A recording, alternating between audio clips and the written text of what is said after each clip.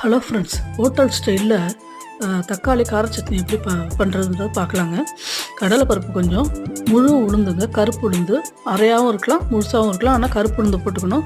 போட்டுட்டு 3 மிளகா, பூண்டு, வெங்காயம் ஒரு 10-15 வெங்காயம், அப்புறம் வந்து பூண்டு வந்து ஒரு 10-15 பல் பூண்டு, மிளகா 3, இது எல்லாத்தையும் சேர்த்து நல்லா வதக்கிக்கணுங்க. வதக்கிட்டு கருவேப்பிலை அதில் போட்டுக்கணும். 2 கருவேப்பிலையும் போட்டுட்டு நல்லா வதக்கணுங்க. நல்லா வதக்கிட்டு வெங்காயம் தக்காளி ஒரு 3 தக்காளி அளவுக்கு, இது வதங்கினதுக்கப்புறம் 3 தக்காளி அளவுக்கு அதில் போட்டு அதையும் போட்டு நல்லா வதக்கணும்.